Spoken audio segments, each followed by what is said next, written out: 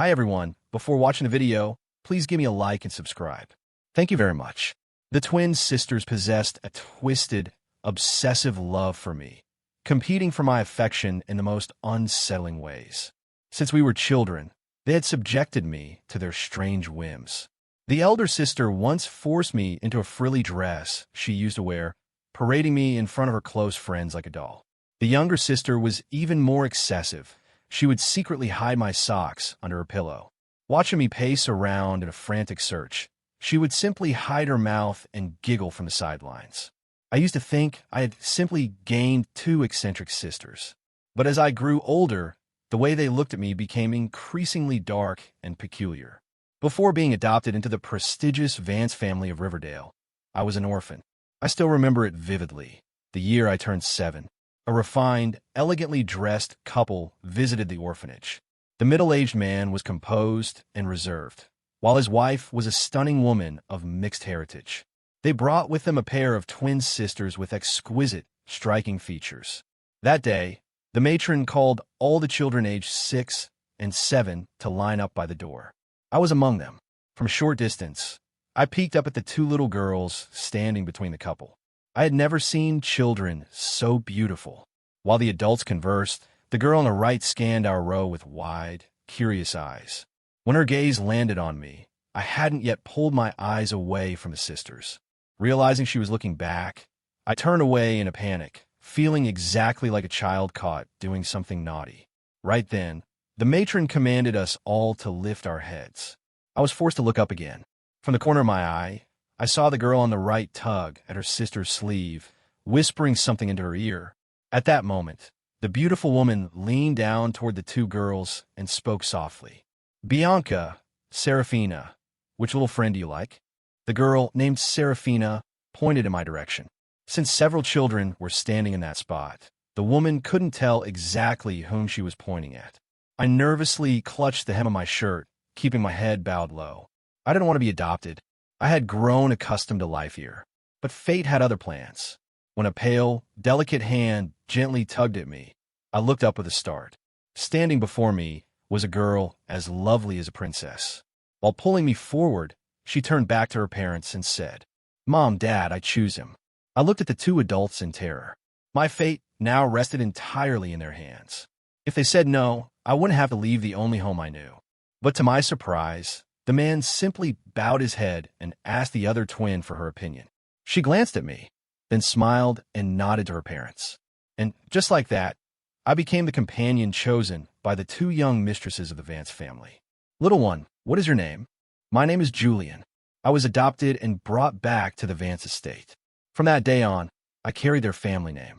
The Vances live in the most exclusive luxury villa district in Riverdale, where every inch of land was worth a fortune. This villa, spanning thousands of square meters, was just one of their many properties. The man who adopted me was the patriarch, Arthur Vance, and his wife was a beautiful woman of mixed heritage named Elsa. I followed them like a shadow into the mansion. In the vast living room, the couple sat on the sofa while the two girls stood on either side of them. And Elsa spoke fluent Chinese. "Julian, from now on, these two will be your older sisters. The three of you must get along well." She instructed me to call her Aunt Elsa and Arthur uncle. I nodded obediently. Aunt Elsa told a maid to show me to my room. The maid explained the layout. The first floor was for staff. The second housed the office and library. The third was for Uncle Arthur and Aunt Elsa. The fourth floor belonged to Bianca, and the fifth was Serafina's domain. Because of my arrival, a vacant room on the fourth floor had been prepared for me. When I pushed the door open, I felt as if I had stepped into heaven. The bed was soft, the carpet was intricate, and the large windows were beautiful. I never imagined I would one day live in a house even grander than the ones on TV. After the maid left, I tiptoed onto the carpet and eventually climbed onto the bed, rolling around a few times. I thought to myself, maybe this new home isn't so bad. At dinner, the five of us sat at a long table. The atmosphere was so quiet it was terrifying. I understood the rule about not talking while eating, but as a child, the silence felt suffocating. Later, I would learn the real reason why Uncle Arthur was so intent on choosing a companion for his daughters. It was because the couple was incredibly busy and rarely home. Naturally, The time I spent alone with Bianca and Serafina increased. Gradually, I began to truly understand the nature of their personalities. Bianca was gentle and preferred silence, whereas Serafina was the complete opposite, restless, active, and mischievous. Both were 2 years older than me, so I had to address them as my sisters. To distinguish them, I called Bianca Big Sister. I was enrolled in the same elite private school as them. Despite being only 2 years older by the time I entered the first grade, they had already skipped ahead to the fifth. At an age where most elementary students barely understood the world, the two of them were already famous across campus for their stunning looks. One day, someone spotted me getting out of the same car as them. Word spread instantly that I was the younger brother of the famous twin flowers of the school. Overnight, I became the designated messenger for love letters and snacks from other boys. However, every time I presented a mountain of treats and letters to them, Bianca would simply smile and shake her head. Serafina, on the other hand, would toss them straight into the trash. If she was in a particularly spirited mood, she would gather the love letters and burn them for fun. Serafina once warned me fiercely, "Don't bring this garbage home ever again." Outside of school, I usually trailed quietly behind them, playing the role of an obedient little ornament. Occasionally, I would sit and read with Bianca in the library. Once, while sitting cross-legged on the carpet, she looked at me and recited a line of classical poetry. "Ah, Julian," she said softly, "perhaps your name originated from these verses." I didn't quite understand her then. I only knew that my big sister was incredibly gentle.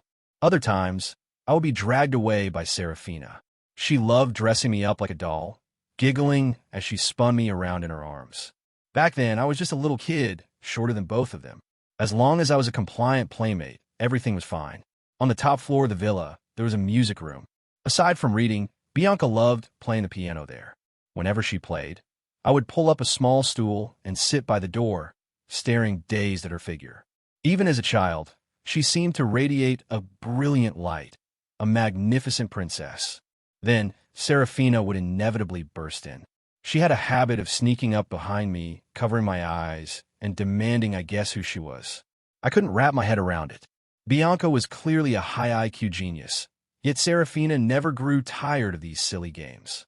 Still, always played along, whispering softly. Who could it be? Serafina never cared if she was interrupting Bianca. She would burst into an exaggerated laugh, release my eyes, give me a playful glare, and say, "You dummy, you couldn't even guess that." I could only manage a dazed, quiet smile in response. Bianca seemed accustomed to the scene, continuing to play the piano with her usual poise. By the time I reached the third grade, the sisters had moved on to the seventh grade at the middle school affiliated with the elite academy. Middle schoolers were clearly more mature, and naturally, the twins captured the attention of every boy the moment they stepped onto campus. Because of their mother's heritage, they both possessed that striking mixed-race beauty, exquisite, doll-like faces that instantly earned them a massive following of admirers. Since the schedules for elementary and middle school differed slightly, I no longer commuted with them. This also meant I was finally free from the burden of delivering love letters. Being naturally quiet and reserved, I gradually faded into the background, allowing me to spend the latter half of my elementary years in peace. What remained unchanged, however, was that I spent every afternoon after school with Bianca and Serafina. We each attended to our own tasks. I would work on my elementary assignments while they had long since moved on to ninth grade curriculum. It was a level of intelligence I could only admire from afar. As the heirs to the Vance fortune, they were raised with an elite education from birth. By the seventh grade, they had finished the ninth grade syllabus. Those advanced problems were child's play to them. Back then, I didn't understand why they didn't skip grades during those 3 years of middle school.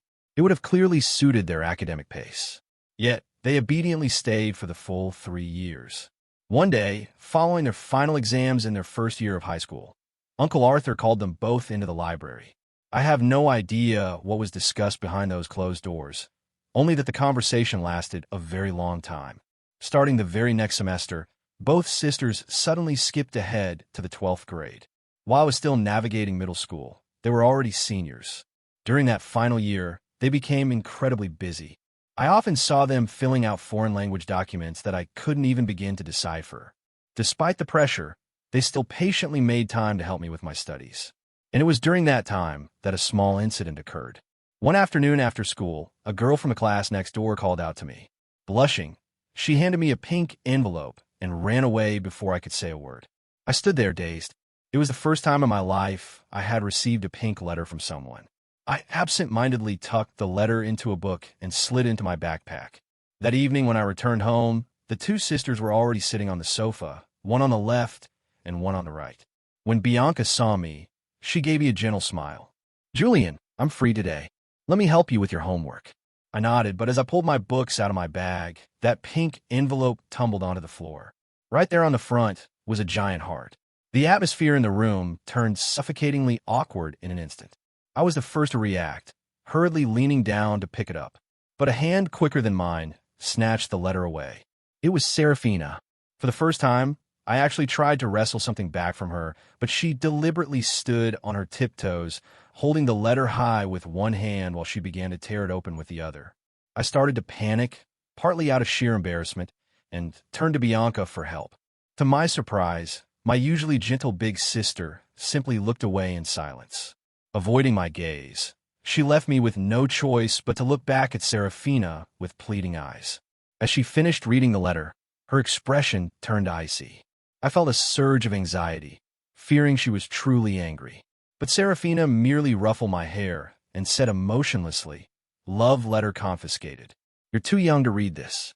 Focus on your studies." I knew then that I stood no chance against her. Feeling a bit dejected, I finished my homework and headed to the garden alone to sit on the swing, staring blankly at the vibrant flowers. As night fell, someone suddenly appeared behind me and gave the swing a gentle push. Startled, I gripped the ropes tightly. A clear, slightly mischievous girl's voice rang out. "Julian." I jerked my head back. As expected, it was Serafina. She was the only one who insisted on calling me by my full name like that. "What are you doing out here hiding?" she asked, slowly bringing the swing to a halt. Once it stopped, I stammered an explanation. "The flowers are so beautiful. I just came out to look at them." She didn't say another word, only took my hand and led me back toward the house. "Let's go. It's time for dinner." The next day at school, I ran into the girl from the other class again. She nervously clutched the hem of her uniform and gave me a small smile. Thinking of the letter I never got to read, I gave her a forced, awkward smile in return. By the third day, I saw her again after school. But this time, the moment she saw me, her face was filled with pure terror. She turned away abruptly and fled as if she were running for her life. I had no idea what was happening. Leaving the school gates, I headed toward the driver waiting for me as usual. From a distance, I spotted a familiar black car. As I approached, the back door was suddenly pushed open from the inside. A beautiful young woman sat there, dressed in a black tracksuit that made her pale skin look almost sickly white. When our eyes met, her lips curled into a stunning smile. It was Serafina. "Get in," she said. Only after I sat down did I realize Bianca was also in the front passenger seat. Serafina used her slender, white fingertips to hook my backpack and pull it over to her side. After the car door closed, I felt how close I was to her. I was a bit tense. It had been a long time since I'd shared a car with both sisters, especially in such a confined and quiet space. Bianca tilted her head slightly, her dreamy, beautiful profile coming into view as she spoke softly. "Julian, we were free today, so we decided to come pick you up." Even though Bianca and Serafina were identical twins, their auras were so distinctly different that I could always tell them apart with ease. I nodded obediently, as if everything made sense. "Thank you, big sister." Serafina furrowed her brows. "And what about me?"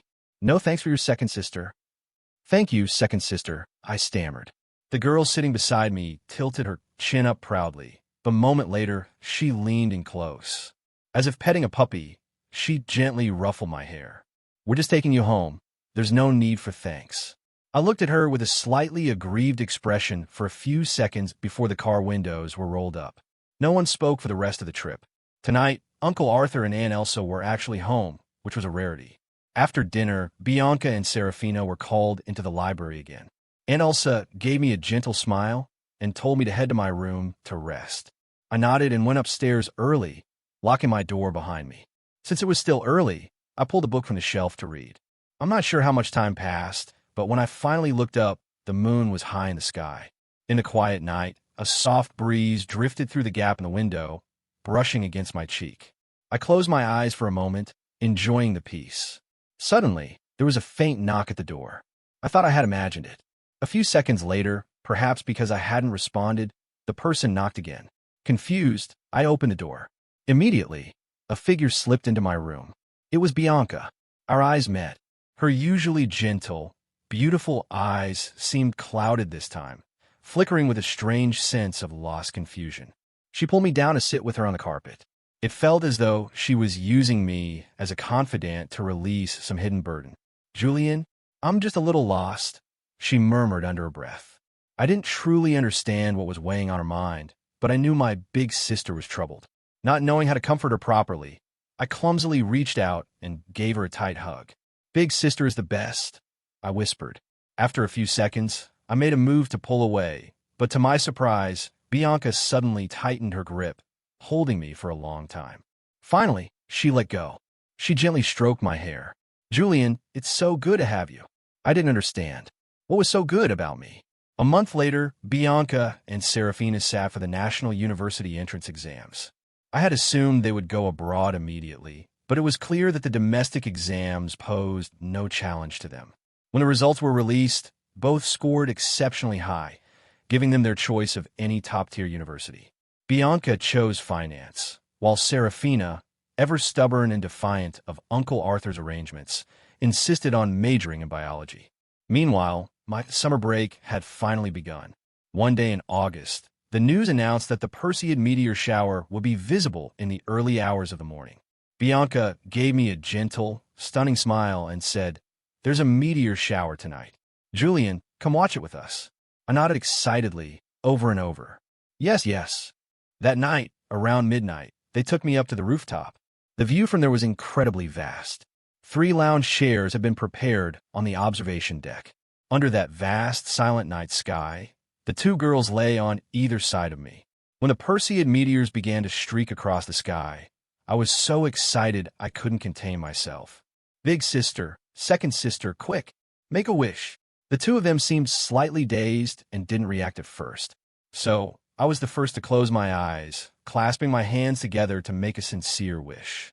When I opened them, I peeked at both sides. I discovered that both Bianca and Serafina had their eyes closed. Though they hadn't clasped their hands, the look on their faces from the side made them seem deeply devout. Perhaps they were wishing, or perhaps they were just resting their eyes. I spent the first 2 weeks of the break burying my head in my summer homework to get it finished. For the rest of the holiday, the mornings usually consisted of Serafina dragging me into her strange games. In the afternoons, I would sit quietly in the music room reading, while Bianca sat nearby, playing the piano. I had once asked Big Sister what she loved to do. She told me she loved playing the piano and cherished that sense of tranquility. Bianca's passion was just like her personality, quiet and gentle. Yet, in the end, out of a sense of responsibility to the family, she still chose finance. I couldn't imagine how someone as gentle as Bianca would navigate the ruthless world of business. The summer passed all too quickly. A week before my school started, Bianca and Serafina had to leave home. They were heading to university in a city thousands of kilometers away. Ever since I moved into the Vance household, I had never been apart from them. Perhaps it was the looming separation that amplified the sadness in my heart. I felt a profound sense of gloom. I suddenly realized that although I was originally brought in just as a playmate for them, in reality, throughout all these years, they were the ones who had always protected me and stayed by my side. Aside from their occasional eccentricities, they truly were 2 wonderful sisters. My eyes welled up as I looked at them. The gentle, calm gaze of Bianca held a trace of melancholy for the first time. As for Serafina, I couldn't read her expression at all. I only saw that proud, arrogant girl suddenly speak up, her voice slightly husky. As she spoke, she ruffled my hair into a mess and leaned close to my ear to whisper, "Julian, no secret dating while we're gone. Do you hear me?" My somber mood came to a sudden halt. I looked at her silently for a moment before finally nodding obediently. Seeing this, Serafina flashed a satisfied smile. When I turned to look at Bianca, I felt an even deeper sense of reluctance. She was always so soft and gentle. I loved listening to her play the piano and hearing her explain my lessons. She was the one who would rescue me from Serafina's claws whenever the latter teased me too much. Just as I was about to say something, Bianca unexpectedly pulled me into a tender embrace. The hug lasted only a few seconds. Afterward, she reached out to smooth the hair Serafina had just disheveled. Her soothing, melodic voice rang in my ear. "Julian, wait for me to come home." I forced a smile and nodded. Once Bianca and Serafina actually left, my life felt as though a massive void had been carved into it. Uncle Arthur and Aunt Elsa were rarely home, leaving me alone in that vast villa with only the servants for company. At first, I felt completely hollow. After starting university, they called home frequently at night. Every time, I would sit dutifully by the phone, waiting to hear from them. Bianca would gently tell me interesting stories about her campus life, making me dream about my own future at university. Serafina, however, would always ask in a serious tone if I was behaving myself at home, then demand I tell her about anything interesting that had happened lately. But I had no interesting stories to tell. Since they left, my life had become increasingly monotonous. I would stammer, unable to find the words. Sometimes, we would simply stay on the line in silence, listening to each other's soft breathing. After a while, Serafina would whisper, "Julian, be a good boy and go to sleep." By the end of their first year at university, they didn't return home for the holidays. Both told me they couldn't make it back. Bianca was busy with a dual degree, and Serafina was spending all her time in the laboratory. When the Lunar New Year arrived, only Uncle Arthur and Aunt Elsa returned. We shared a reunion dinner, just the four of us. It was only then, listening to the conversation between Aunt Elsa and Uncle Arthur, that I learned the truth. Before they left for university, Uncle Arthur had set rigorous academic milestones for them. He had explicitly told them that until they completed all their university requirements, they were not permitted to return home. I had to admit, I truly admired them. 1 year, then 2, the days drifted by steadily. By now, I had been at my high school for quite some time. Since starting high school, my height had begun to skyrocket. I thought to myself that the next time I saw my sisters, they might only reach my chest. As for my studies, I wasn't a genius like them, so I had to work twice as hard as everyone else just to have a chance at getting into a decent university. Over these 2 years, Bianca and Serafina became increasingly busy. Their phone calls to me grew less frequent, and I found myself buried under a mountain of schoolwork, with no energy left to worry about the outside world. On their 18th birthday, they remained at school to celebrate. Uncle Arthur didn't throw a grand coming-of-age gala for his heirs like other wealthy families might. Instead, his adulthood gift to them was a significant portion of assets under the Vance family name. On that day, the two sisters were together, and I called them. When the call connected, Serafina's voice sounded slightly husky, but carried a hint of joy. "Hello." I hesitated for a moment before asking tentatively, "Second sister, could you put on speaker?" She agreed quickly. After a few seconds of silence, I gave them my sincere wish. "Big sister, second sister, happy birthday." As the heirs of the Vance family, they lacked for nothing. Everything I possessed materially had also been provided by their family. I had spent a long time thinking about what to give them. In the end, I handed 2 scarves and 2 pairs of gloves for them. I had heard that winter arrived early in the city where they studied, and it was notoriously cold. By my calculations, the gift should have reached them today. Bianca must have taken the phone then, her voice echoing gently through the line. "Julian, we received the scarves and gloves you sent. I like them very much." "Thank you." Serafina chimed in from the side. "I like mine too. I'm just glad you both like them," I replied.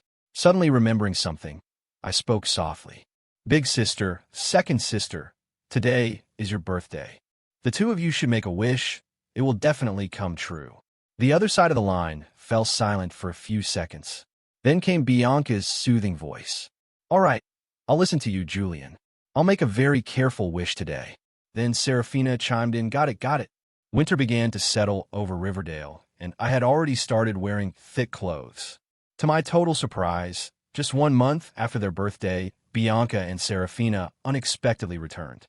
It was December, my 16th birthday, and my 2 sisters were back. What does it feel like when 2 tall, stunning mixed-race beauties stand right in front of you? I realized then, in a daze, that my sisters had truly become women. Their features had grown more defined and breathtaking with adulthood.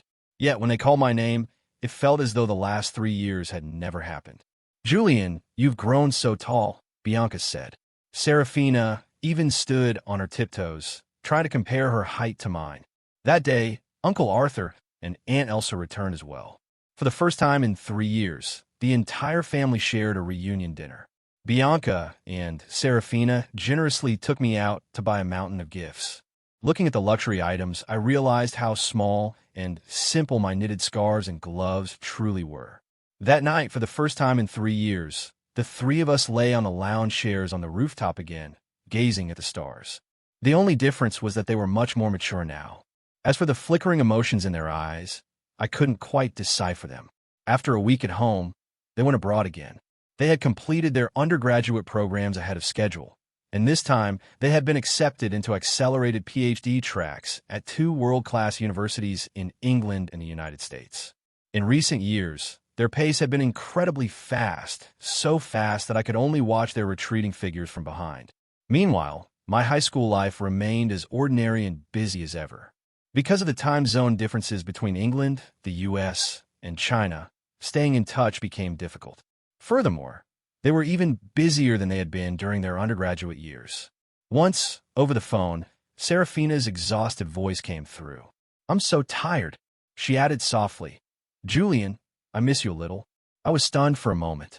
"Second sister, I miss you too," I added. "Please make sure to eat well over there and take care of yourself." Serafina suddenly let out a low, soft chuckle. Her laughter was like honeyed wine, sweet and tingling against my ear. "Julian, you must stay a good boy. Wait for me to come back, do you hear me?" As always, I answered her obediently. "Yes." Meanwhile, Bianca was in England. Bianca took many beautiful landscape photographs and thoughtfully compiled them into an album for me. On the final page, there was a message in her handwriting, delicate and refined, just like her. "Julian, England is breathtaking.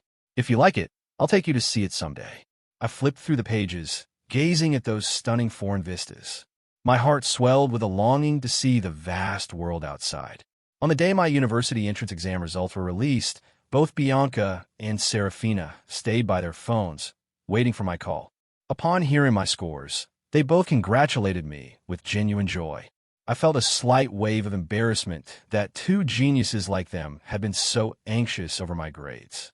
My scores were almost exactly as I had estimated, just enough to get into a reputable local university. I felt a sense of relief, knowing I had finally cleared the first major milestone of my life. In September, I officially stepped through the university gates. I chose computer science as my major, a field where the male-to-female ratio was drastically unbalanced. This was also my first time living in a dormitory. It was a 4-person room, and my roommates were easy to get along with. Among them was a local boy named Leo, who had an outgoing personality. A few days earlier, Leo had excitedly dragged me to the gym to watch the belle of the French department, Summer, practice dancing. Her performance drew enthusiastic cheers from the boys nearby. Perhaps because I grew up with 2 sisters as beautiful as Bianca and Serafina, my immunity to beautiful girls was quite high. While Leo was shouting with excitement, I just watched him with a bit of amusement. To my surprise, 3 days later, I ran into Summer during a general elective lecture for computer science. When I arrived at the classroom, the only seats left were in the second-to-last and last rows. I chose the second-to-last row. Behind me sat a girl with a hat pulled low, hiding her face. Midway through the lecture, when the professor handed out questionnaires to fill in, I felt a light tap on my back.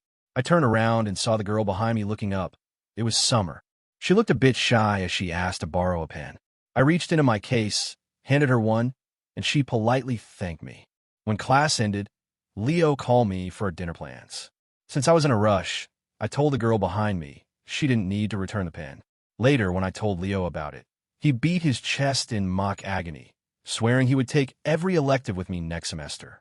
The elective class only met once a week, but over the next few weeks, I kept running into Summer by chance. She always happened to sit near me. Once I looked up and caught her gaze, she immediately looked away, and that's when I realized she was sitting right in front of me. Gradually, I began to see her more often around campus. Leo would often wink and tease me, asking if the campus belle had a crush on me and how I felt about it. I just shook my head. How could that be possible? My department wasn't short of handsome guys, and summer suitors were all very dashing. I knew I didn't have that kind of charm. In December, I celebrated my 18th birthday at university. My roommates and I went out for karaoke and dinner. It was a very happy day. Uncle Arthur and Aunt Elsa weren't in Riverdale, but they transferred a large sum of money into my account along with a birthday wish. Staring at the balance, I was stunned. I realized I was 18 now. I couldn't just keep unconditionally accepting everything the Vance family gave me. That night, Bianca video called me. I went out to the balcony to answer. She had dark circles under her eyes, clearly exhausted, but the moment I picked up, she gave me that same gentle smile she used to give when she turned to look at me in the music room. "Julian," she said, "happy birthday." Her deep eyes flickered with a strange light as she added softly, "Happy adulthood." We talked for a long time. Afterward, Serafina called as well. It was rare for her to be so talkative. Finally, she whispered, "Julian, happy birthday." Their birthday gifts were incredibly direct. Bianca gave me an apartment in her name. Serafina gave me a supercar, even though I didn't even have a driver's license yet. Since they turned 18, they had amassed countless assets. I hurried to refuse, but they wouldn't listen, so I decided to wait until they returned to the country to discuss it further. Things that ordinary people have to work hard for years to achieve, my sisters could easily give away as gifts. I was very soberly aware of the gap between us. I thought to myself that sooner or later, I would leave the Vance family, perhaps in the near future. After all, their responsibility to raise me was fulfilled the day I turned 18. Time flew by, and I entered the second semester of my freshman year. Bianca's PhD program in England and Serafina's in the US were both nearing an end. They had been very busy lately and hadn't contacted me in quite a while. Lately, Summer had begun to openly pursue me. Many of the boys who liked her were left disappointed. Perhaps they, like me, couldn't understand why she had chosen me. Growing up, aside from that love letter in middle school that Serafina confiscated, no girl had ever shown affection for me. I felt lost, having no idea how to interact with women, so I tried my best to avoid her at every turn. One weekend in August, Summer invited me to the library to study. After much hesitation, I finally agreed. The library was quiet, and we each focused on our own books. As we were leaving, I received a call from Aunt Elsa, telling me to come back to the villa for dinner tonight. I hadn't even found the chance to deliver the gentle rejection I had prepared for Summer, but it seemed I was out of time. I politely said goodbye and explained that I had to go home. To my surprise, Summer insisted on walking me back. I never imagined a girl would take the initiative to escort a boy home like that. I started to refuse, but then I thought that dragging this out wasn't the answer either. I decided that I could use the walk to clear things up with her. We took the subway together, and after switching lines a few times, we finally reached the road leading to the Villa District. Night had fallen, and the golden streetlights were glowing brightly. Summer and I walked side by side down that path. After I voiced my rejection, the lively girl beside me just scratched her head lightly, but she remained determined to say what was on her mind. Because of that, I learned things I had never known before. Summer told me that the first time she saw me in that elective class, the moment I turned around, she felt an immediate spark. She said she had been watching me for a long time. Every class after that, she deliberately sat near me. All those chance encounters on campus were actually carefully planned by her. I was stunned. I never expected that the things I thought were mere coincidences were actually the result of her initiative. By the time she finished her story, we had arrived near the villa. I stopped. "This is as far as you should go," I said. Summer gave me a relaxed smile. "Julian, I really do like you, but I respect your choice. If there ever comes a day when you realize I'm not so bad after all, just come find me." I looked at the sincere girl in front of me and smiled back. "You're a wonderful girl. You'll definitely meet someone who deserves you." We shared a smile, and she seemed to have found some closure. "So, finally, could I have a comforting hug?" Before I could even answer, she had already pulled me into a gentle embrace. It was a polite, brief hug. Then, she took 2 steps back and waved at me. "Goodbye, Julian." She turned and walked away. I felt a wave of relief as I turned toward the villa gates. However, I had only taken a few steps when I was suddenly yanked into the nearby shrubbery. Startled, I felt a fair, beautiful hand quickly cover my mouth. The grip wasn't harsh, but it was firm. I turned my head and came face to face with a pair of familiar, almond-shaped eyes. It was Serafina. When did she get back to the country? The tall, stunning girl in front of me stood on her tiptoes and whispered in my ear, "Don't make a sound." I nodded obediently. The moment I was released from Serafina's arms, someone else pulled me into a tight embrace from behind. That person rested her head gently on my right shoulder, her soothing voice murmuring in my ear, "Julian, you haven't been a good boy at all." It was Bianca. My surprise finally outweighed my panic. I turned around as Bianca straightened her posture. Having not seen them for 3 years, the faces of both sisters had become even more sharp and breathtaking. They had truly reached full maturity. What does it feel like to have two stunning mixed-race beauties flanking you, slowly closing in until you're trapped in the middle? Well, I felt a sense of danger. "Julian, didn't you promise me you wouldn't date while you're young?" Serafina asked, her tone dark.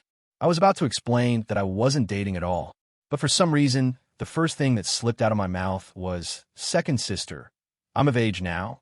I'm not a child anymore." Serafina's face instantly darkened. She stepped closer, forcing me to retreat. Behind me, Bianca stood her ground, unmoving. I was backed into a corner, my back against Bianca and my face inches from Serafina. I didn't understand why they were acting so strangely. They were finally home. Shouldn't a family reunion be a happy occasion? Bianca's voice rang out again. "How long have you two known each other?" It was only then that it clicked. I felt like a child caught by their parents in a secret romance. I hurried to explain, "That girl just now is just a classmate from university. I haven't dated anyone." "Is that so, Julian?" Serafina suddenly reached out and pulled me away from Bianca. "It's true." I nodded firmly. Once I gave them a definitive confirmation, the strangely tense atmosphere finally dissipated. I followed my sisters into the villa. As it turned out, they had arrived home that morning, but had intentionally told Aunt Elsa to keep it a secret to surprise me. The family shared a warm, joyful dinner. Afterward, Uncle Arthur announced that in 1 week, there would be a celebration gala for Bianca and Serafina's return. This party would serve as their official debut into high society as the heirs of the Vance family. Many prominent business figures were invited, and I was also required to attend. The week flew by. On the weekend, I said goodbye to my roommates and left the dormitory. As soon as I reached the school gates, I saw a striking red supercar parked there. The window rolled down slowly, and the beautiful woman in the driver's seat turned to look at me, waving cheerfully. It was Serafina. Ignoring the stares of the other students passing by the gate, I gritted my teeth and climbed into the car. This time, Bianca wasn't with her. I took the passenger seat. Serafina's driving was both fast and impeccably steady. Before long, we arrived at an exclusive high-end club. The moment we stepped inside, a row of staff stood ready with radiant smiles.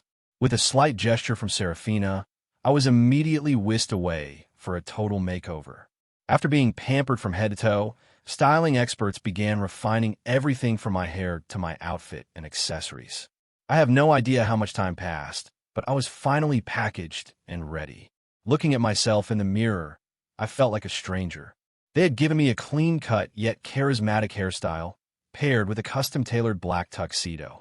I looked significantly more mature and composed. I walked towards Serafina, who was waiting on a distant sofa, only to realize that big sister Bianca had arrived at some point as well. Both sisters had changed into new gowns, and the moment I saw them, I felt as though I were witnessing a visual masterpiece. In their evening dresses, with their elegant auras and exquisite beauty, made even more striking by the fact they were twins, they were breathtaking. When Bianca and Serafina saw me, a strange spark flickered in their eyes. Bianca spoke first. "Julian, you look very handsome today." Serafina said nothing, merely giving me a mysterious smile.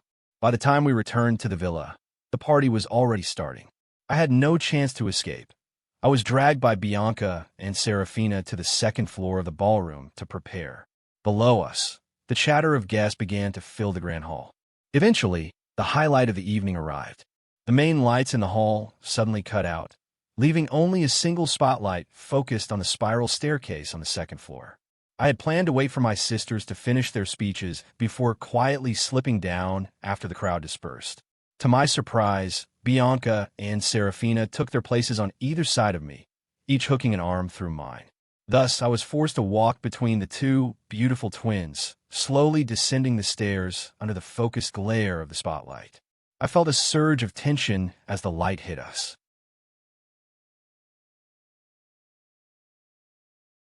Bianca seemed to sense my nervousness.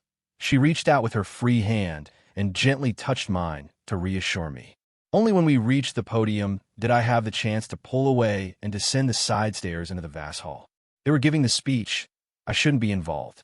Perhaps because everyone knew the Vance family had an adopted son, no one questioned my identity as I moved through the crowd. Standing among the guests, I watched my sisters shine on stage. I was truly happy for them, yet I was also deeply aware of the massive chasm between us. After the speech, Uncle Arthur led Bianca and Serafina to network with the business elite. Meanwhile, the guests conversed animatedly. Feeling out of place in such an atmosphere, I slipped away to the back garden and sat on a stone bench, lost in thought. A few moments later, several flashy young socialites wandered out into the garden. When they saw me, their faces twisted into looks of surprise and mockery. I intended to leave, but as I tried to pass them, one of them suddenly stuck out his foot to trip me. A bitter male voice rang out. "Hey, why on earth would the Vance family adopt someone like you?" Another followed suit in agreement. "Exactly. Mark is right. You're incredibly lucky getting to play the little brother to the two Vance heiresses for all these years." The owner of that bitter voice was named Mark. He looked at me with a scrutinizing, disdainful gaze. "You're an adult now. Do you really plan on clinging to the Vance family forever?" I didn't know who he was or why he was targeting me. However, I knew today was my sister's celebration, and I couldn't cause trouble. I tried to suppress my anger and push through their circle to leave. But they kept stepping closer, refusing to let me go unless I gave them an answer. Although I knew I would eventually leave the Vance family, for some reason, I felt a surge of stubbornness and refused to bow down. As I struggled to break free, Mark suddenly shoved me hard. I stumbled and fell, my ankle twisting with a sharp, searing pain. I winced. Anger boiled over, and just as I was about to force myself up to start a fight, a familiar, cool fragrance drifted by. A gentle hand supported me. I turned my head to see Bianca and Serafina. Having likely just stepped out from the ballroom, Serafina was still holding a glass of red wine. She marched straight toward the boys. The others immediately recoiled upon seeing her. Faced with her icy aura, Mark couldn't help but stumble back several steps. But Serafina kept advancing, pinning him into a corner. Just as Mark opened his mouth to speak, she smiled, a wicked, sharp smile. In the next moment, she raised her wine glass. Without missing a single drop, she poured it directly over Mark's face. "Enjoy it," she said with mock pity. An indignant roar erupted. "How dare you do this to me? Aren't our families supposed to be entering a marriage alliance soon?" Serafina acted as if she had just heard a hilarious joke.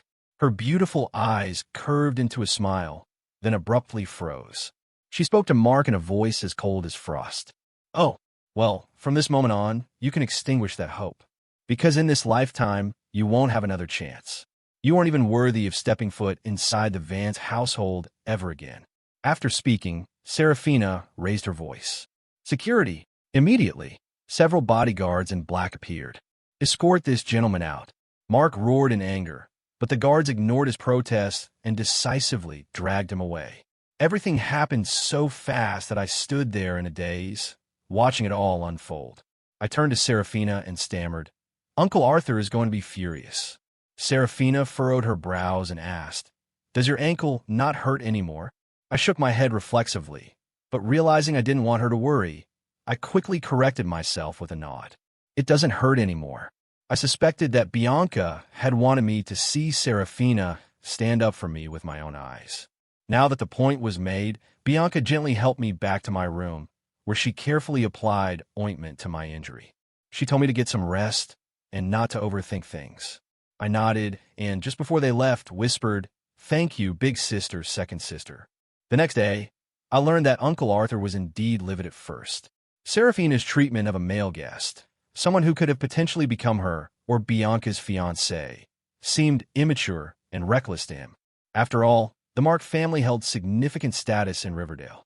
However, once he understood the full context of the situation, he stopped scolding her. He agreed that a man of such character was truly unworthy of his daughters. As for the Mark family, despite their dissatisfaction, they didn't dare challenge the Vance family, especially since they were clearly in the wrong. The storm of the gala passed. I took one day off to recover at home before returning to school. But that one day at home was an experience in CEO-level pampering. Being cared for by two hyper-attentive and gentle sisters was enough to make me shudder slightly in hindsight. Previously, I used to stay at school on weekends. But since Bianca and Serafina returned, I was summoned back to the villa every single week for dinner. Bianca had started her internship at the Vance Group, and Serafina had joined a research institute. They were both incredibly busy, yet they always carved out time for weekend dinners with me. Perhaps because I had truly grown up, I suddenly felt the need to maintain a certain boundary between men and women. Consequently, whenever my sisters made a gesture that was even slightly too intimate, I would reflexively pull away. After a few instances of this, they seemed to notice, though they said nothing. Days turned into weeks until the second semester of my sophomore year, when an event shattered the superficial peace. It was a weekend, and everyone was home. In a vast living room, Uncle Arthur suddenly asked in a stern voice if I was in a relationship. Bianca and Serafina turned in unison to look at me. I was startled and hurriedly shook my head in denial. Once he confirmed this, Uncle Arthur gave a small nod and signaled to Aunt Elsa. Aunt Elsa gave me a gentle smile. Julian, the Dew family is aware that the Vances have a well-behaved adopted son. Mr. Dew would like his daughter to meet you. Would you be willing? I froze, not fully grasping her meaning at first. But very quickly, someone reacted faster than me. It was Serafina. She was the first to bolt upright in protest. I don't agree. Her sudden outburst made me jump as well. Uncle Arthur's expression darkened as he looked at her. This does not concern you. Immediately after, Bianca uncrossed her legs and spoke up in a cold, detached tone. I don't approve either. Uncle Arthur turned his gaze toward her. Your reason? The Dew family's standing is not good enough, she replied. Furthermore, they've been involved in shady dealings over the past few years. Their family is like a rotting ship in the middle of the ocean. One slip up, and they'll sink. The Vance family cannot afford to go down with them. Uncle Arthur raised his hand, cutting Bianca off. He signaled for both daughters to follow him into the study for a private talk. I remained standing there, dazed. Aunt Elsa softly told me to head back to my room and rest. I nodded and quietly retreated. No matter how slow I was, I finally realized what was happening. They wanted me to go on a blind date. What was I supposed to do? At dinner, Serafina sat across from me. I noticed a distinct red mark on her face. When we headed upstairs after the meal, I walked behind her. As we reached the landing between the 4th and 5th floors, Serafina suddenly pulled me up to the 5th floor with her. She silently led me into her room. Finally, I couldn't help but ask, second sister, your face. Serafina gave a short reply. Then, as if suddenly remembering something, said, Come here. Help me apply the medicine. She took a first aid kit from the drawer and handed it to me. I quickly took it, found the right ointment, and tried to apply it as gently as possible to her cheek. We were very close, so close that I could almost hear her heartbeat. Because of the proximity, Serafina's flawless, beautiful face was magnified right before my eyes. I felt a sudden wave of discomfort. In that moment, I couldn't tell whose heart was racing faster. Serafina was rarely this quiet, but now she just watched me intently. It wasn't until I finished and put the ointment back into the kit that she spoke softly. Julian, you aren't allowed to like anyone else. Her voice was so faint that I thought I had misheard her. I looked at her, filled with doubt. To my utter shock, in the next second, a kiss as light as a dragonfly skimming the water, cold and soft, fell upon the corner of my mouth. I felt as if I had been struck by a bolt of lightning from a clear sky. Had she just kissed me? I was sitting cross-legged on the carpet, so I reflexively braced my hand behind me to scramble back and create space. But in Serafina's beautiful almond eyes, there was a glimmer of amusement. I couldn't process this. Serafina, the person I had grown up with since childhood, had actually done something like that. Panic surged through me.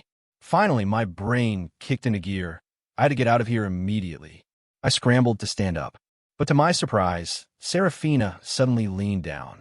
In that moment, our eyes locked. She paused for a heartbeat, bracing her hands on either side of me, pinning me within her reach, before leaning in again to press a soft kiss against the corner of my eye. "Julian, you really are adorable." The gentle fragrance lingering on Serafina swirled around my nose, but I jerked my head away violently. Avoiding her touch, Serafina seemed unbothered. Her expression remained as playful as ever as she uttered a sentence that left me even more thunderstruck. "Julian, I like you." If I could have deceived myself before, I could no longer hide from the truth at this moment. I struggled to find my voice, my throat feeling dry and raspy. "Why?" I asked. Suddenly, the Serafina standing before me felt like a complete stranger, someone who terrified me. She reached out and pulled me into a gentle embrace, stroking my hair as if she were soothing a puppy. Yet, a chill ran down my spine. She rested her head on my shoulder and whispered, "Because you were my choice, Julian. You belong to me forever. Do you remember the night of the meteor shower?" In truth, I made a wish. I wished that Julian would stay by my side for all eternity. I couldn't take it anymore. Using every ounce of my strength, I shoved the beautiful girl away. For a rare moment, Serafina's eyes flickered with pain and hurt, but all I wanted was to flee. I stumbled out of the room and ran downstairs. I reached my room, slammed the door shut, and fell into a state of total numbness. I didn't want to think. I wanted to use sleep to escape this reality.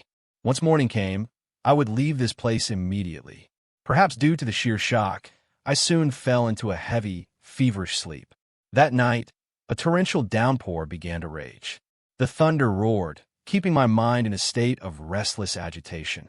In my hazy, feverish slumber, I felt a soft hand gently brushing across my face. It traced my forehead, my eyes, and my cheeks, finally coming to a rest on my mouth. Those fingertips lingered, stroking my lips for a long time. Is this a dream? Why can't I wake up? At that exact moment, a bolt of lightning tore through the sky. With a deafening crash of thunder, I jolted awake. I sat bolt upright in bed, gasping for air, my heart hammering with anxiety. Because I had forgotten to close the curtains, the flash of lightning illuminated half the room in a brilliant, stark white. And because of that light, I saw someone in my room. More specifically, someone was standing right beside my bed. I was so terrified that the words died in my throat. Before I could scream, the figure reached out with a fair, slender hand and covered my mouth. A familiar, cool fragrance filled the air. It was Big Sister Bianca. "Julian, be good. Don't scream." I nodded, paralyzed by fear. "How'd she get in here?" Her warm breath enveloped me, making the hair on my arms stand on end. The terror that Serafina had instilled in me earlier surged back with a vengeance. Bianca sat on the edge of the bed and looked at me tenderly. Her gaze was just as it had always been, yet for some reason I was petrified. Deep within her eyes was an emotion I couldn't begin to decipher. Sensing my unease, she reached out and patted my back as if soothing a small child. "Julian, I won't let you marry anyone else." I nodded frantically, desperate for this to be over. But the big sister I had respected since childhood leaned in, whispering into my ear like a lover. "Because, Julian, you're only allowed to like your big sister. Do you remember? On my 18th birthday, you told me that if I made a wish, it would surely come true. And my wish has always been about you." My heart pounded uncontrollably. I was scared. The version of Bianca standing before me was truly chilling. Fortunately, she didn't do anything else. She gently coaxed me back towards sleep and left. I kept my eyes squeezed shut until I heard the soft click of the door closing behind her. I opened my eyes then, staring up into the pitch-black ceiling. I knew then that I could never face Bianca or Serafina the same way again. I stayed awake for the rest of the night. When dawn finally broke, the person staring back at me in a mirror had dark circles under his eyes, looking exactly like a panda. When I went downstairs, Aunt Elsa called me to the table. I followed her to the dining room with leaden feet. The moment I sat down, I was met with the almond-shaped eyes that had so terrified me. Serafina looked exactly as she did every other morning, smiling at me as if nothing had happened last night. I bit my lip hard. Suddenly, the chair next to me was pulled out. It was Bianca, The very person who had stood silently by my bed in the middle of the night, who now sat right beside me. Goosebumps erupted across my skin. I hurried through my breakfast, politely said goodbye to Uncle Arthur and Aunt Elsa, and rushed back to campus. Throughout the following week, Uncle Arthur didn't mention the meeting with the Dew family daughter again. Bianca and Serafina sent countless texts and made dozens of calls, but I didn't answer any of them. I just wanted to distance myself. We were family, and things weren't supposed to be like this. In the blink of an eye, Saturday arrived, and Aunt Elsa called again, asking me to come home. I used the excuse of a club rehearsal to stay at school. Sure enough, not long after, Bianca and Serafina called as well. I stared silently at the flashing numbers on the screen and eventually turned my phone off. On Sunday afternoon, Leo went out with old friends while my other two roommates headed to the library, leaving me alone in the dorm. While scrolling through my phone, I suddenly received a text. "A package has arrived for you. Please come to the school gate to sign for it." I remembered ordering a few things a couple of days ago, and there was indeed a courier station at the gate. Suspecting nothing, I threw on a jacket, walked to the gate, and picked up the parcel from the security office. Because it was somewhat heavy, I had to adjust my grip. Just as I looked up, a figure blocked my path. It was Serafina, her eyes dark and fathomless. I recoiled in fear, and for a split second, a flash of hurt crossed her eyes. I felt a wave of confusion. Serafina spoke. "Julian, I come to take you home." I stepped back reflexively. I already told Aunt Elsa I wasn't coming back this week. She kept her gaze fixed on me. "Julian, be a good boy. People are passing by the gate, looking at us and whispering." I couldn't keep making a scene. I followed her, reasoning that as long as Uncle Arthur and Aunt Elsa were at the villa, I would be safe. I just wouldn't stay the night. I opened the back door of the car and slid in, wanting to be as far from her as possible. Serafina stiffened slightly, but said nothing. She silently got into the driver's seat and started the engine. The car was incredibly quiet. For some reason, I began to feel overwhelmingly drowsy. I shook my head, warning myself that now was not the time to sleep, but the exhaustion was too intense to resist. I eventually drifted off. When I woke up, I was lying in a large room. My entire body felt limp and completely drained of strength. This was not my room at the Vance Villa. I looked around. The decor was Scandinavian, minimalist but filled with expensive items. The door opened, and Serafina walked in. I asked hurriedly, "Sister Serafina, where is this?" She gave me a very strange smile. "Not calling me second sister anymore." Panic flared in my chest. I had a terrible premonition, and just as I feared, her next words turned me to stone. "Julian, this is the home I prepared for us. Our home, just for the two of us." Horrified, I jumped off the bed and ran to the window, only to realize I was on the third floor. Looking at the landscape outside, it was clear this was a different villa, one I never knew existed. Serafina approached me step by step, and I retreated until my back hit the wall. She reached out, placing her hand gently on my chest, her expression filled with pure satisfaction.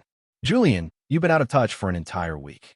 I missed you so much, but since you weren't being a good boy, I had to bring you home myself." A chill ran through my body. "Bring me here? Because Julian belongs to me," she continued. "I don't want to share you with Big Sister. The way she looks at you, I don't like it." I screamed, "Serafina, you're insane." She raised her hand, her smile widening. "You know, Julian used to always follow Big Sister around. Even then, I wasn't happy. I always wanted to be the only one in your eyes. Back then, I didn't understand that the feeling was called jealousy. I trembled with fear, but Serafina comforted me tenderly. "Julian, don't be afraid. I won't hurt you. I just want to wait. Wait until the day you love me back." I shook my head desperately, but it was futile. I was forced backward until I fell onto the bed.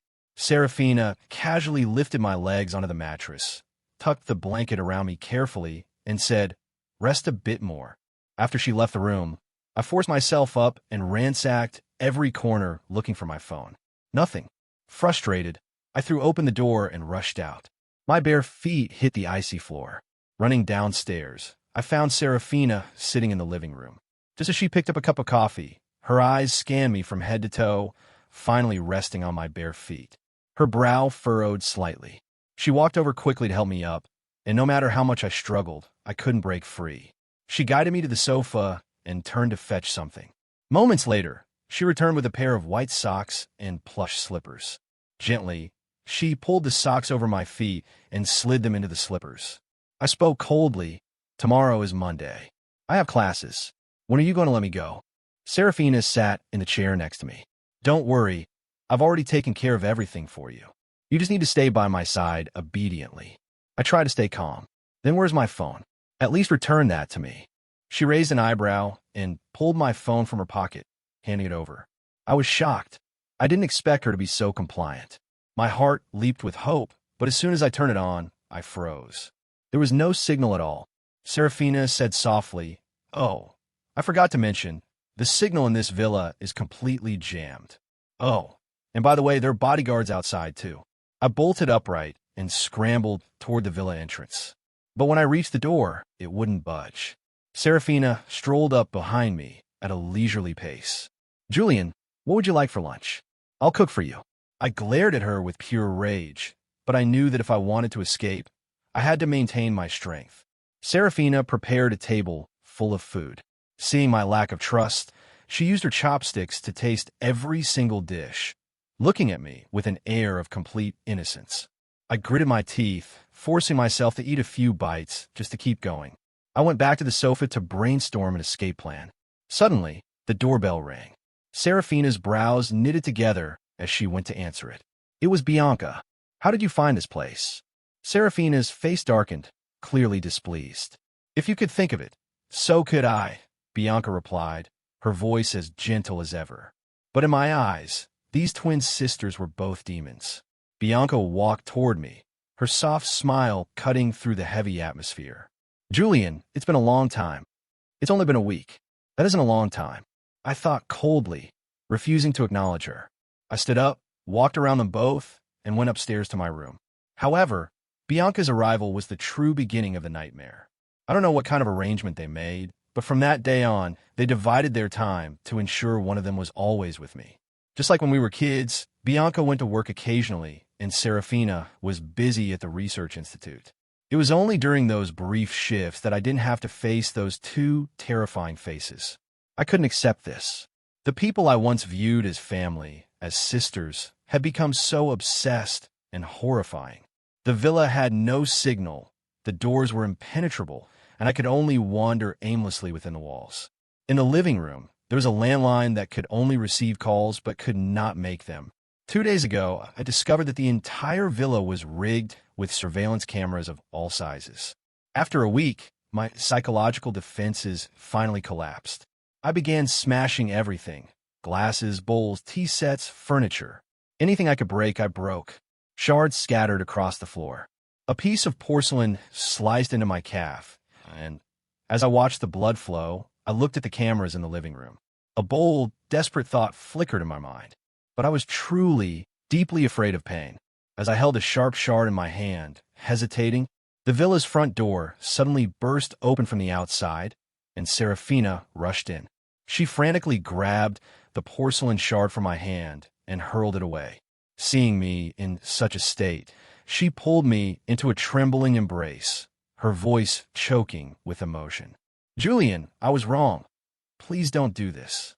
Despite everything, it would be a lie to say it didn't hurt to see her like this after over a decade of shared memories. But Seraphina, how did things between us ever turn out this way? Bianca returned home shortly after. From that day on, every piece of furniture in the villa was replaced. Everything was now made of materials that were unbreakable or impossible to cause injury with. Even the kitchen was kept locked. Anything that could be used for self-harm vanished. Bianca and Seraphina began to take turns guarding me. A piano was also brought into the villa. Bianca started playing for me again, hoping to soothe my mood just like she did when we were children. But I stubbornly covered my ears, refusing to listen to her music. Sometimes she would come over to hug me. "My perfect Julian." I would coldly brush her hand away. "Don't touch me." A flicker of hurt would pass through Bianca's gentle eyes, but she would still smile tenderly. Moving slowly toward me, she leaned down and pressed a restrained, soft kiss against my throat. Her beautiful, mixed-race features were magnified before my eyes. I glared at her in fury. Her face flushed, Bianca looked at me and suddenly smiled with a sense of deep contentment. She whispered, "Julian, I'm sorry." I turned my face away, refusing to look at her any longer. In the evenings, the two sisters would sit on either side of me. It was as if a silent competition had begun to see who could win my heart. For instance, one would say, "Julian, what would you like to eat? I'll cook for you." Then the other would chime in, "Julian prefers my cooking. Let me go make something right now." My expression remained blank. "The food you cook will never suit my taste." After a pause, I continued, "And it's not just the food. I can't accept either of you." The atmosphere became unnervingly quiet. I spoke again, "Let me leave. It's better for everyone." "Really? But Julian, if we let you go, you'll never come back to us, will you?" Seraphina's eyes were rimmed with red. A strange, unidentifiable emotion flickered in my heart, but I stood up anyway and left the dining room. A while later, my bedroom door opened. Bianca walked in. I watched her warily, but she only approached me slowly. I pulled the blanket over my head, wanting to shut her out. The room fell into an eerie silence, followed only by the sound of footsteps. The bedroom door opened and then clicked shut. Bianca had finally left. I was so stifled under the covers that my face had turned bright red, so I hurriedly threw the blanket off to catch my breath. But suddenly, a beautiful face pressed close to mine. I had no time to recoil. Bianca gave a seductive smile. I shifted my body uncomfortably, but Bianca pinned me down through the layers of the blanket. Then, light kisses fell upon my neck, finally coming to a rest on my lips. "Julian, I wanted to do this since last time," she smiled. Her eyes, as gentle as water, were brimming with affection, gazing at me as if I were a priceless treasure. Before I could even react, Seraphina suddenly burst through the door. She arrived just in time to see Bianca's lips pulling away from mine. Consumed by rage, Seraphina lunged forward and dragged Bianca out of the room. Silence returned once more. I sat leaning against the headboard, staring blankly at the ceiling. My soul felt completely numb. By the time Seraphina returned, I no longer had any reaction left in me. Her expression was dark and terrifying. She locked the door from the inside and strode toward me. However, seeing me so lifeless and hollow, she suddenly became flustered. Seraphina raised her hand, wanting to touch me, but then she hesitated and pulled it back. "Julian, I just stared at her. "I hate you." I don't know if those words provoked the beautiful demon before me, but a familiar, wicked smile, the kind she used to wear when teasing me, appeared on Seraphina's face. But this time it was different. Her eyes were fathomless, harboring something unreadable. She said, "Julian, it's fine if you hate me." Before she could get any closer, I lunged forward, intending to shove her away. However, she was as sharp as ever and instantly anticipated my move. Seraphina immediately seized both of my wrists, a glint of amusement dancing in the corners of her eyes. "Go ahead, Julian, hate me." I don't know where she pulled it from, but she produced a metal chain and bound my hands together. I stared at her, my eyes wide with shock and disbelief. Yet, her face was filled with a strange sort of devotion as she gently kissed every inch of my skin, as if trying to erase something, or perhaps to mark me. As the night breeze blew softly and the roses in the villa garden swayed, her voice, like a haunting specter, echoed in my ear. "Julian, will you choose Big Sister or me?" Early the next morning, a savior suddenly appeared at the villa. I didn't know how Aunt Elsa had managed to track us down. A group of bodyguards in black burst into the building, and under the watchful, piercing gazes of Bianca and Seraphina, they took me away. I was brought back to the main Vance villa. As the car slowly pulled away from the place where I had been held captive for over 10 days, I saw Bianca and Seraphina in the rearview mirror. They tried to run after the car, but were blocked by a wall of tall bodyguards. Upon entering the villa, I found Uncle Arthur sitting in the main chair with a stern, solemn expression. Aunt Elsa led me inside and had me sit on the sofa. The heavy doors of the villa closed behind us. For the first time, I was facing the two people who had adopted me, all on my own. The moment he saw me, Uncle Arthur spoke. "Julian, the Vance family has failed you." I waved my hands frantically in flustered protest. Aunt Elsa sat beside me, gently patting my back to reassure me. Uncle Arthur continued, "Julian, In truth, back when your sisters refused to skip grades, I told them that if they didn't obey me, I would send you away. That was why they finally complied. I blame myself for not seeing the hidden obsession in those two unfilial daughters sooner. He paused for a moment before going on. Previously, I intended to arrange a suitable marriage for you. If the Dew family wasn't a right fit, we could have chosen another. But I never imagined those two would commit such a madness. Finally, he reached the core of the matter. Given the current situation, for your own sake and the stability of the Vance family, I want to send you abroad to study. Do you agree? I was stunned. Countless images of the sisters flashed through my mind. He was right. My existence would surely become an obstacle between the two heirs of the Vance family. This was something Uncle Arthur absolutely could not allow. After all, the two daughters he had meticulously raised could not be trapped in this predicament. And I, too, did not want to remain caught between the two women I once regarded as my sisters. Finally, I heard myself whisper, "Yes, I will do as you say, Uncle." Aunt Elsa gently stroked my hair. The Vance family acted swiftly. By that afternoon, all my school withdrawal procedures were complete. When I got my phone back, I immediately messaged my roommates. Everyone was beyond shocked. After being absent for over 10 days, I was suddenly announcing I was moving abroad. Leo messaged me privately to ask what happened. I explained simply that it was a family decision. Finally, Leo sent a message. "Julian, I'm really glad I got to know you. Good luck with your studies abroad." I sent back a thank you sticker and closed my phone. That evening, I was having tea with Uncle Arthur and Aunt Elsa in the living room when the doors suddenly burst open. Bodyguards escorted Bianca and Serafina inside. The moment they saw me, a smile finally appeared on their faces. The guards quickly departed. At that moment, Uncle Arthur spoke in a cold, stern voice. "The two of you go to the study and kneel for the entire night." I started to speak up, but Aunt Elsa gently tugged my sleeve, signaling me not to say a word. Uncle Arthur led the way upstairs, and the two sisters had no choice but to follow. Before leaving the living room, they turned back and looked at me deeply. And in that moment, I suddenly understood the emotions that I had never been able to comprehend before. In their eyes was a deep, lingering attachment that defied words. They had no way of knowing that this would be their last look at me, for my flight was scheduled for tonight. Not long after Bianca and Serafina were confined to the study, I said my final goodbye to Aunt Elsa. Then, I grabbed my suitcase and boarded the car waiting to take me to the airport. My departure went smoothly and without incident. As the plane soared through the sky, I looked down at the world through the window from an altitude of 30,000 feet. Suddenly, a sense of daze washed over me. There was a time when I admired the sisters and yearned for the world outside. Now that I had truly left, I felt adrift. For some reason, my mind drifted back to years ago. When Bianca was still in Italy, she had sent me a landscape photo album.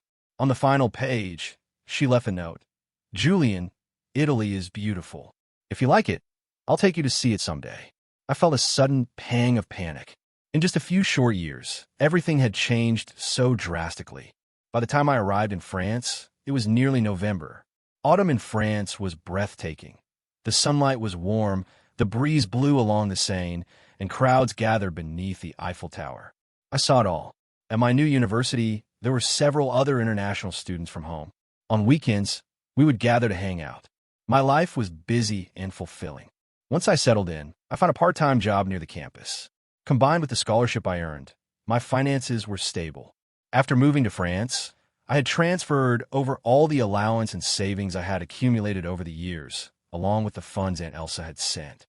The last time Aunt Elsa contacted me was to check on how I was doing. She worried I wasn't living well, but I assured her I was perfectly fine. At the end of the call, she told me that Uncle Arthur had completely blocked all information regarding my whereabouts. Bianca and Serafina would never be able to find me. She told me to rest easy and start my new life. My daily routine revolved around 3 places: school, work, and my apartment. This busy lifestyle meant I rarely looked back at those brief memories of the past. I had changed my SIM card, completely severing ties with my former life. If nothing unexpected happened, I would likely spend the rest of my days in this romantic city. In my 3rd year in France, after graduating university, I continued my studies in graduate school. Occasionally, I took on simple translation jobs. My linguistic advantages allowed me to support myself quite well. Everything had finally fallen into place. I made new friends, listened to new foreign songs, and experienced new things. Oh, that's right. I even had 2 or 3 French girls pursue me. I turned them down politely, saying I wouldn't be dating for the next 2 years, and thanked them for their feelings. The French have open personalities. They didn't take the rejection to heart. One even said to me sincerely, "Julian, you're a very good person. You will surely find your own happiness." I don't quite know why, but during the first semester of my master's degree, I chose to take an economics course. When I arrived in class, my close friend Bob, who was sitting next to me, excitedly shared some gossip he'd just heard. The teacher for this subject was a brilliant PhD from a top university in the UK, and word was she was very beautiful. I smiled and played along. Indeed, no matter where you are, the favorite topic for guys to gossip about is beautiful women. I took out my books to prepare for the lecture. A few moments later, nearly all the students had arrived. Right on time, a tall woman wearing a long coat entered the room and stepped onto the podium. Low whistles and gasps of admiration erupted from the male students. I looked up, only to see a face that made my blood run cold. It was Bianca. She was wearing a scarf that didn't quite match her elegant aura. It looked a bit old. It was the very scarf I had knitted and gifted to her years ago. Every memory I tried so hard to bury deep in my mind came rushing back like a flood. A cold sweat broke out across my back. Why was Bianca here? Wasn't she supposed to be back home? Why did she come here? I stole a glance at her and then used my book to hide my face. I had to admit, after 3 years apart, Bianca's presence had become even more composed and steady. Her perfect, mixed-race features still radiated a captivating charm. Since class was in session, I couldn't just get up and leave. I had to wait for the lecture to end to make a quick escape. But I grew desperate when, after a brief introduction in fluent French, she said, "Next, I will take attendance." I felt a terrible premonition. She called out names one by one according to the list, and everyone answered in turn. I thought the roll call was finished, but then, the last person, Julian Vance. I stayed silent for 1 second, then 2. The silence in the room was deafening. Bob nudged me, signaling for me to answer. The entire class was looking at me. I had no choice. Keeping my head low, I said weakly, "Present." I don't know if it was an illusion, but I thought I heard a soft chuckle. Suddenly, before I knew it, she had walked down and pulled me into a tight embrace. Her head rested on my shoulder as she whispered softly, "Julian, I missed you so much." I stepped back several paces and said as calmly as possible, "From now on, let's just live our separate lives." Bianca's gentle eyes flickered with a profound, meticulous sadness. Suddenly, I felt a wave of melancholy wash over me as well. I looked directly at her. "Sister, I hope you find the true happiness you deserve." I turned and walked away. I hurried away from school gates to my part-time job. After finishing my shift, I returned to my familiar apartment, feeling utterly exhausted. The events of the day had caught me completely off guard. I felt somewhat relieved that I had only encountered Bianca. After getting off the elevator, I had to walk a few steps to reach my door. However, this time, in front of the neighboring apartment, which had been vacant for a long time, there were several cardboard moving boxes. It seemed someone had moved in. I suddenly remembered my landlord mentioning a few days ago that a new tenant would be arriving. I stepped over the boxes, heading toward my own door. At that exact moment, the hallway light flickered and died. The narrow space was instantly plunged into darkness. Just as I was about to pull out my phone, someone grabbed me from behind, pulling me into a tight embrace. A series of terrifying thoughts raced through my mind. As I prepared to fight back, a familiar female voice rang out, raspy and full of irony. "Julian, long time no see. I hope you've been well." I spun around within her arms. My hand finally found my phone, and I flicked on a flashlight, shining on the person's face. It was Serafina. As I suspected, with these twins, once you encounter one, the other is never far behind. After 3 years, that demon, my second sister, had once again appeared in my life. The hallway light flickered a few times and then hummed back to life. I glared at her. "Why are you here?" She curled her lip and shrugged. "Well, I'm your new neighbor, Julian." Under the light, the sinister smile on Serafina's face was just as chilling as it had always been. She let go, stood slightly on her tiptoes, and leaned close to my ear to whisper, "Julian, I told you once, no matter where you go, I will find you." A cold shiver ran through my entire body. I shoved her hand away and bolted toward my apartment. I fumbled frantically with my keys, my hands shaking so much that I couldn't get the door open for several seconds. Behind me, Seraphina's voice rose again, laced with amusement. "Julian, do you need my help?" Finally, the lock clicked. I lunged inside and slammed the door shut, cutting off all sound from the outside world. I slumped against the door, sliding down to sit on the floor like someone who had just barely escaped a fatal accident. In my head, Bianca's voice from this morning and Seraphina's words just now continued to echo. I should have understood this long ago. Perhaps from the very day I was chosen by these beautiful demons, there was never a second path for me to take. In the dead silence, the faces of those twin sisters kept surfacing, intertwining and rotating within my mind. "Julian, we have plenty of time. Julian, no matter where you go, I will find you." I once thought that once we grew up, those bizarre games would end. But I was wrong. The moment I stepped out of the bathroom, before I could even dry my hair, I saw my big sister sitting on my bed. She was holding a familiar white lace Lolita dress, her eyes gleaming like a hound that had finally caught the scent of its prey. "It's been a long time since you wore this," Bianca smiled. "I remember how much you suited it." I trembled, instinctively backing away, only to collide with my second sister, who was blocking the door. She was holding a pillow, not just any pillow, but the one I usually slept on. And now, strangely enough, it carried the faint scent of socks. "Stop hiding," Seraphina whispered close to my ear, her voice so tender it made the hair on the back of my neck stand up. "We just want you to go back to being our little darling." My feet slipped, and I fell onto the bed.